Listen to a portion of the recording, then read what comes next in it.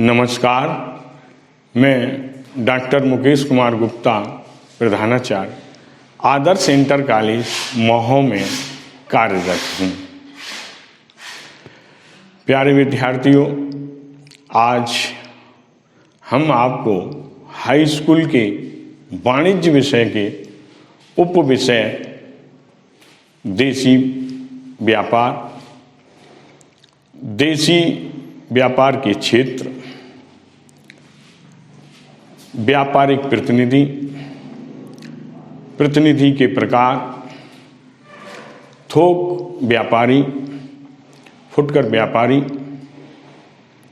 बीजक, बिक्री विवरण तथा हिसाब विवरण पर आज हम आपसे चर्चा करेंगे।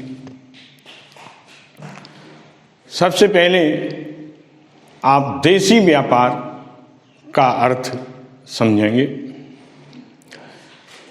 प्यारे विद्यार्थियों, आपने 9th में वाणिज्य में व्यापार शब्द का अर्थ अवश्य पढ़ा होगा, लेकिन फिर भी मैं आपको व्यापार शब्द से अवगत कराऊंगा।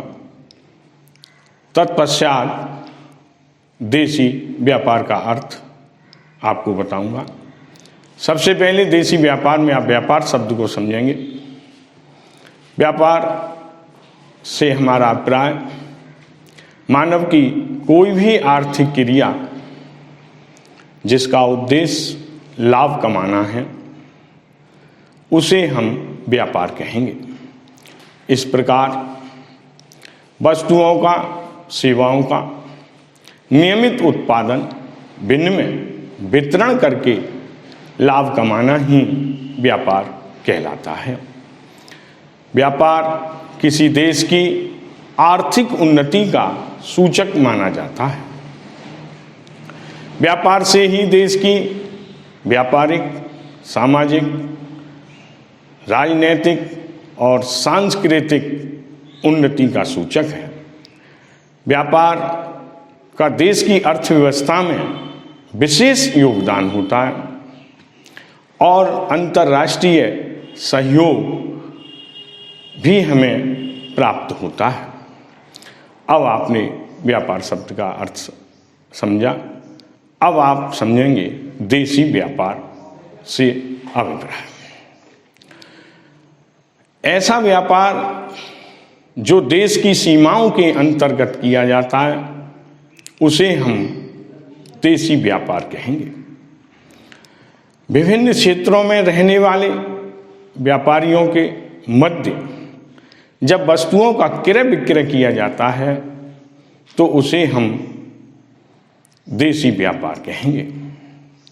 उदाहरण के लिए, आगरा का व्यापारी लखनऊ के व्यापारी से उधार माल क्रय करे, या दिल्ली का व्यापारी जयपुर के व्यापारी से उधार माल क्रय करे, तो उसे हम देशी व्यापार कहेंगे। अब आप समझेंगे देशी व्यापार के प्रकार, क्षेत्र। देशी व्यापार 2 प्रकार का होता है। पहला, व्यापार की मात्रा के आधार पर देशी व्यापार, और दूसरा, क्षेत्र के आधार पर देशी व्यापार। व्यापार की मात्रा के आधार पर देशी व्यापार 2 प्रकार का होता है। पहला, थोक व्यापार, और दूसरा, फुटकर व्यापार। थोक व्यापार से हमारा अभिप्राय, जब कोई व्यापारी निर्माताओं से या उत्पादनकर्ताओं से बड़ी मात्रा में माल क्रय करे और उसका विक्रय फुटकर व्यापारियों को करे, तो उसे हम थोक व्यापारी कहते हैं, और ऐसा व्यापार थोक व्यापार कहलाता है। अब आप समझेंगे फुटकर व्यापार। जब कोई व्यापारी थोक व्यापारियों से माल क्रय करे और उसका विक्रय उपभोक्ताओं या समाज को करे तो उसे हम फुटकर व्यापारी कहते हैं और ऐसा व्यापार फुटकर व्यापार कहलाता है। अब आप दूसरा क्षेत्र के आधार पर देशी व्यापार समझेंगे। क्षेत्र के आधार पर देशी व्यापार 3 प्रकार का होता है। पहला स्थानीय व्यापार, दूसरा प्रादेशिक व्यापार और तीसरा अंतर्राज्यीय व्यापार। अब आप समझेंगे स्थानीय व्यापार। स्थानीय व्यापार से हमारा अभिप्राय जिसमें क्रेता और विक्रेता एक ही शहर के निवासी हों, अर्थात वो एक ही शहर में रहते हों और उनके मध्य वस्तुओं को खरीदा और बेचा जाए, क्रय विक्रय किया जाए, तो उसे हम स्थानीय व्यापार कहेंगे। उदाहरण के लिए फल, दूध, सब्जी, मिठाई आदि का क्रय विक्रय अगर किया जाता है तो उसे हम स्थानीय व्यापार कहेंगे। दूसरा प्रादेशिक व्यापार। प्रादेशिक व्यापार एक ही प्रदेश के अंतर्गत किया जाता है, एक ही प्रदेश की सीमाओं के अंतर्गत किया जाता है।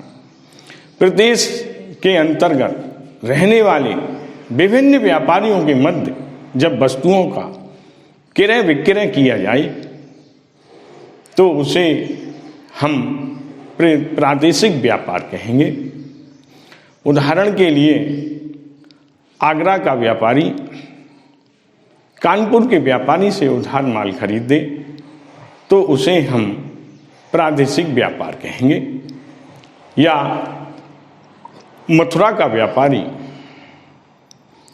अलीगढ़ के व्यापारी से उधार माल खरीदता है तो उसे हम प्रादेशिक व्यापार कहेंगे। अभी आपने प्रादेशिक व्यापार समझा। अब आप तीसरा अंतर्राज्यीय व्यापार समझेंगे। यह व्यापार विभिन्न राज्यों में रहने वाले व्यापारियों के मध्य किया जाता है। इस प्रकार विभिन्न राज्यों में रहने वाले व्यापारियों के मध्य जब वस्तुओं का क्रय विक्रय किया जाए तो उसे हम अंतर्राज्यीय व्यापार कहेंगे। उदाहरण के लिए उत्तर प्रदेश का मथुरा का व्यापारी यदि राजस्थान के जयपुर के व्यापारी से माल क्रय करता है तो उसे हम अंतर्राज्यीय व्यापार कहेंगे। इसी प्रकार हरियाणा और उत्तर प्रदेश के व्यापारियों के मध्य यदि वस्तुओं का क्रय विक्रय किया जाए तो उसे भी हम अंतर्राज्यीय व्यापार कहेंगे। अब तक आपने देशी व्यापार का अर्थ, देशी व्यापार के प्रकार आपने समझे। अब आप आगे देशी व्यापार में सौदे की गतिविधि समझेंगे। देशी व्यापार में व्यापार के सौदे की गतिविधि से हमारा अभिप्राय व्यापार के प्रारंभ से लेकर के व्यापार के अंत तक जो सौदे किए जाते हैं उनसे है। इस प्रकार व्यापार के प्रारंभ से लेकर के अंत तक जो सौदे किए जाते हैं वो अग्र प्रकार हैं, निम्न प्रकार हैं। पहला कार्य मूल्य की पूछताछ। सबसे पहले क्रेता व्यापारी यह पता करेगा कि उसे माल किन किन विक्रेताओं से खरीदना है, अर्थात विक्रेता किस शहर के निवासी हैं, कहाँ के रहने वाले हैं। इसके लिए वह समाचार पत्र में विज्ञापन देखेगा, रेडियो सुनेगा, टीवी पर देखेगा या सड़क के किनारों पर लगे बोर्डों से यह पता करेगा कि विक्रेता किस शहर के निवासी हैं। जब विक्रेता व्यापारी का पता लग जाएगा तो वो विक्रेता व्यापारी को पूछताछ का पत्र लिखेगा। इस पूछताछ के पत्र में वह वस्तुओं के मूल्य और व्यापारिक शर्तों की जानकारी के लिए लिखेगा। दूसरा, पूछताछ का उत्तर या निर्ख क्रेता व्यापारी से जब विक्रेता व्यापारी को आदेश प्राप्त हो जाता है तो विक्रेता व्यापारी उस पूछताछ के पत्र का जवाब देगा। पूछताछ के उत्तर में जो पत्र लिखा जाता है उसे हम निर्ख के नाम से जानते हैं। विक्रेता व्यापारी इस निर्ख पत्र में वस्तुओं के मूल्य, वस्तुओं की मात्रा, क्रेता व्यापारी को दी जाने वाली छूट, भुगतान और पैकिंग के संबंध में लिखेगा। अगला, माल का आदेश देना। क्रेता व्यापारी को भिन्न भिन्न विक्रेताओं से पूछताछ के पत्र का उत्तर प्राप्त होता है जिसमें उसे माल के संबंध में और व्यापारिक शर्तें और नमूने प्राप्त होती हैं। जब क्रेता व्यापारी को निर्ख पत्र का प्राप्त होता है तो वो इसका विश्लेषण करता है और विश्लेषण करने के बाद वह अनुकूलतम मूल्य वाले और शर्तों के निर्ख का चयन कर लेता है और वह विक्रेता व्यापारी को जिस वस्तु की उसे आवश्यकता है माल मंगाने के लिए आदेश प्रदान कर देता है। आदेश देते समय वस्तुओं के मूल्य, व्यापारिक शर्तें, भुगतान, पैकिंग आदि के संबंध में स्पष्ट निर्देश दे देना चाहिए। आजकल बड़े बड़े व्यापारी निर्ख के साथ ही आदेश पत्र को मुद्रित करा लेते हैं और क्रेता व्यापारी को जब निर्ख भेजते हैं तो क्रेता व्यापारी इस निर्ख पत्र में जो आदेश मुद्रित है उस मुद्रित आदेश में ही वस्तु की मात्रा और अपना नाम व पता लिख करके आदेश प्रदान कर देते हैं। अगला, आदेश प्राप्ति की स्वीकृति देना। जब विक्रेता व्यापारी को क्रेता व्यापारी से माल का आदेश प्राप्त होता है तो वह इस आदेश को अपने आदेश प्राप्ति पुस्तिका में अंकित कर लेता है और अंकित करने के बाद क्रेता व्यापारी को इसकी सूचना दे देता है। क्रेता व्यापारी को जब सूचना प्राप्त हो जाती है तो उसे विश्वास हो जाता है कि विक्रेता व्यापारी ने उसका आदेश पंजीयन कर लिया है और वह इस संबंध में आवश्यक कार्रवाई कर रहा है और उसे माल निर्धारित अवधि में अवश्य प्राप्त हो जाएगा।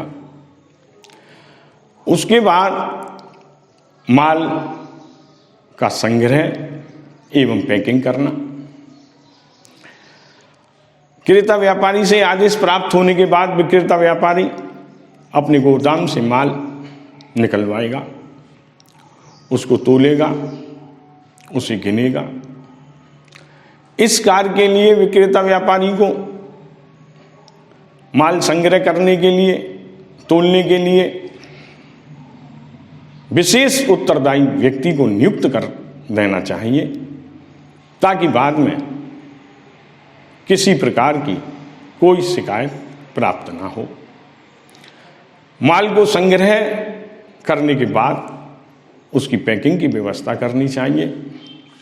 यदि क्रेता व्यापारी ने पैकिंग करने के संबंध में कोई निर्देश दिया है तो उन निर्देशों का भी विक्रेता व्यापारी को पालन करना चाहिए। आर्थिक स्थिति की जानकारी प्राप्त करना। कभी कभी क्रेता व्यापारी उधार माल खरीदना चाहता है, तो ऐसी दशा में विक्रेता व्यापारी को क्रेता व्यापारी की आर्थिक स्थिति का पता लगा लेना चाहिए। इस उद्देश्य की पूर्ति के लिए उसे क्रेता व्यापारी के बैंक से या उसके परिचितों से उसकी आर्थिक स्थिति की जानकारी कर लेनी चाहिए। जब विक्रेता व्यापारी को आर्थिक स्थिति की जानकारी हो जाए तभी माल भेजना आवश्यक है। बीजक बनाना। माल का आदेश प्राप्त होने के बाद और उसे रेलवे से या ट्रांसपोर्ट से माल को लादने के बाद बीजक बनाना चाहिए। बीजक बनाने का कार्य कार्यालय का होता है। कार्यालय द्वारा बीजक बनाया जाता है। बीजक बनाते समय उसमें माल की मात्रा, विवरण, दर, रकम लिख देनी चाहिए। क्रेता व्यापारी को यदि कोई छूट दी गई है तो उस व्यापारिक छूट को घटा देना चाहिए। क्रेता व्यापारी से जो व्यय हुए हैं, डाक व्यय के, रेलवे के, भाड़े के या अन्य कोई व्यय हुए हैं जो हमें लेने हैं, उन व्ययों को जोड़ देना चाहिए। तत्पश्चात इस बीजक की राशि में जो भी क्रेता व्यापारी से अग्रिम राशि प्राप्त हुई है उसे घटा देना चाहिए और उसके पश्चात वह राशि निकल करके आएगी जो हमें क्रेता व्यापारी से प्राप्त करनी है। उसके बाद माल भेजने की सूचना देना, इसे आप समझेंगे।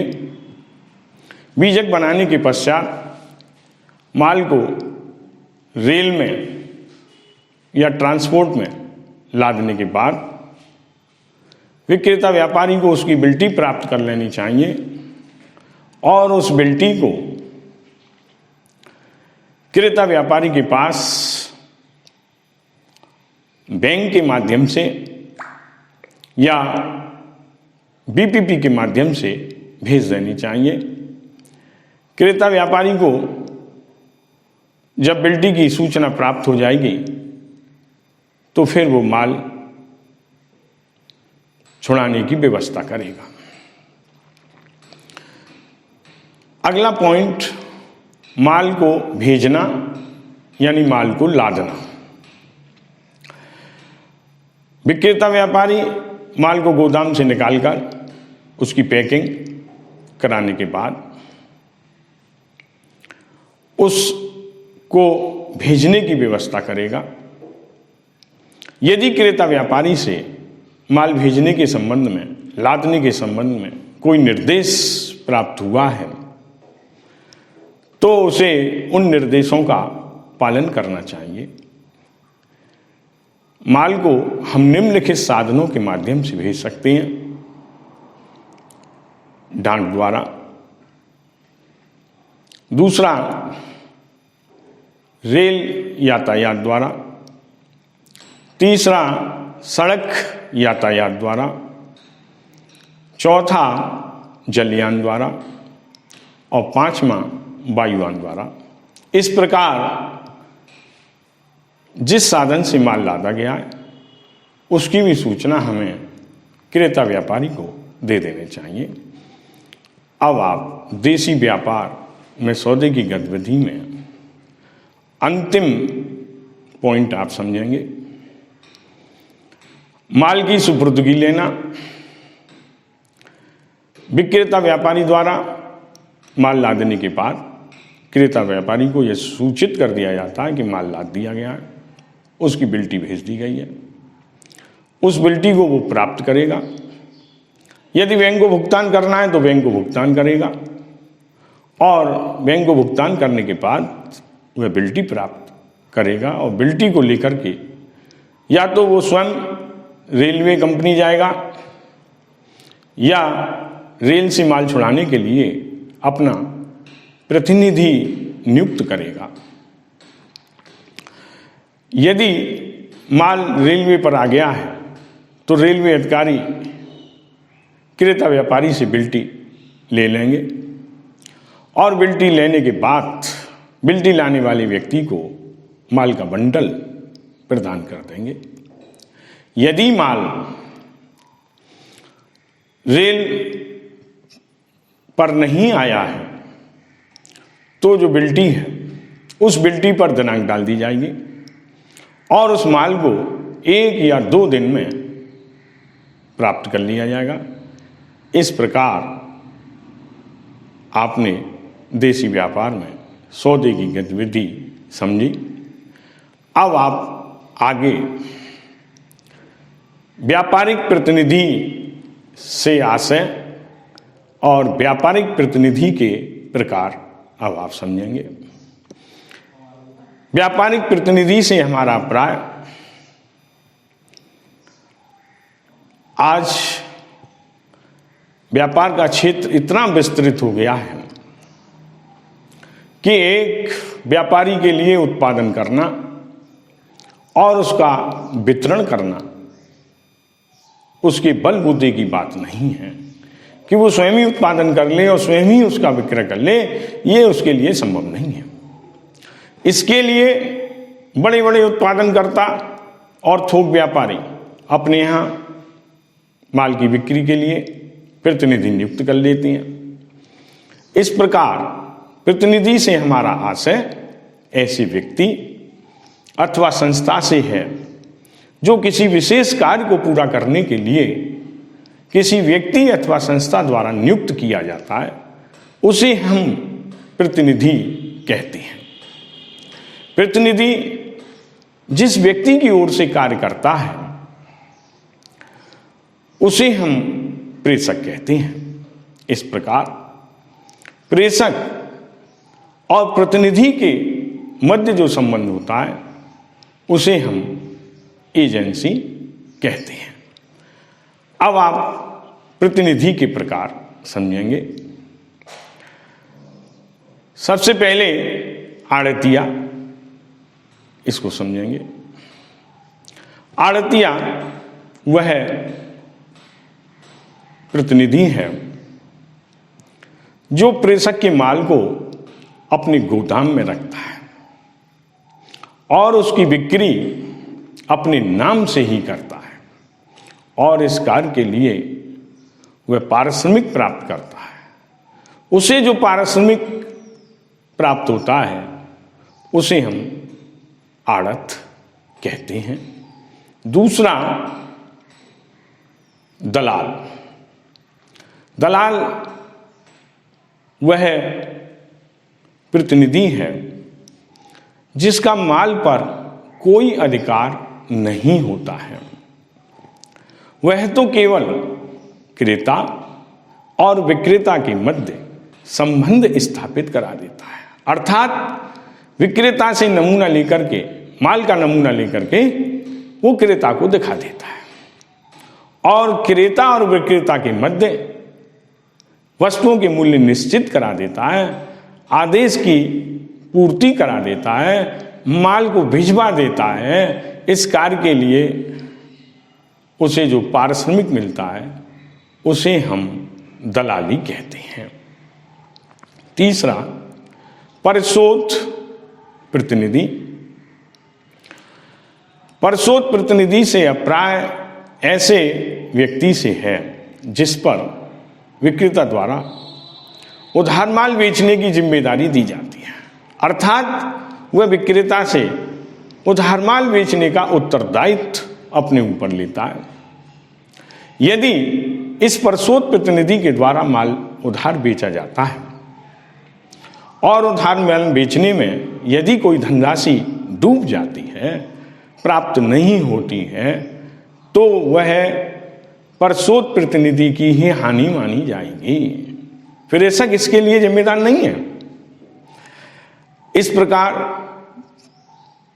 परिशोध प्रतिनिधि को जो पारिश्रमिक प्राप्त होता है उसे हम परिशोध कमीशन के नाम से जानते हैं।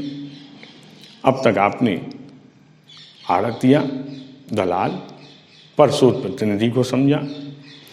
अब आप आगे समझेंगे यात्री प्रतिनिधि। यात्री प्रतिनिधि से हमारा अभिप्राय ऐसे व्यक्ति से है जो विभिन्न शहरों में विभिन्न यात्राओं पर जाता है और वहाँ से प्रेषक के लिए आदेश प्राप्त करता है और इन आदेशों की पूर्ति करता है। उसे इस कार्य के लिए दैनिक भत्ता, वाहन या ट्रांसपोर्ट भत्ता तथा रहने खाने के व्यय प्राप्त होते हैं। इसे हम यात्री प्रतिनिधि के नाम से जानते हैं। अगला, क्रय प्रतिनिधि। क्रय प्रतिनिधि की नियुक्ति उत्पादकों द्वारा की जाती है। ये उत्पादकों के लिए कच्चा माल या और भी माल क्रय करते हैं और अपना कमीशन प्राप्त करते हैं, जिसे हम क्रय प्रतिनिधि कहते हैं। अगला, विक्रय प्रतिनिधि। विक्रय प्रतिनिधि वह व्यक्ति है जिसे माल विक्रय के लिए उत्पादकों द्वारा नियुक्त किया जाता है। यह विक्रय प्रतिनिधि माल की विक्रय करने में योग्य, कुशल और चतुर होते हैं, जो अपनी चतुराई से माल का विक्रय करते हैं और इस कार्य के लिए अपना कमीशन प्राप्त करते हैं, जिसे हम विक्रय प्रतिनिधि कहते हैं। अब आप अगला समझेंगे कमीशन प्रतिनिधि। बस खत्म ही हुआ। कमीशन प्रतिनिधि वह व्यक्ति है जो कमीशन पर कार्य करता है। अगला आप समझेंगे नीलामकर्ता प्रतिनिधि। यह माल की नीलामी करके बिक्री करता है, लोगों की भीड़ एकत्रित करता है और जिसकी बोली सबसे ऊंची होती है उसी को माल का विक्रय कर देता है और यह अपना कमीशन प्राप्त करता है। और अगला लास्ट आप समझेंगे आयात प्रतिनिधि। आयात प्रतिनिधि वह प्रतिनिधि है जो विदेशों से माल उत्पादकों के लिए क्रय करता है, यानी अपने प्रेषक के लिए विदेशों से माल मंगाता है और कमीशन प्राप्त करता है। प्यारे विद्यार्थियों, आज आपने देसी व्यापार के क्षेत्र, देसी व्यापार में सौदे की गतिविधि, प्रतिनिधि और प्रतिनिधि के प्रकार आपने समझे। कोविड-19 में आप ऑनलाइन पढ़ाई करें और मास्क का अवश्य प्रयोग करें और 2 गज की दूरी रखें। आपके लिए नमस्कार, बहुत बहुत नमस्कार, धन्यवाद।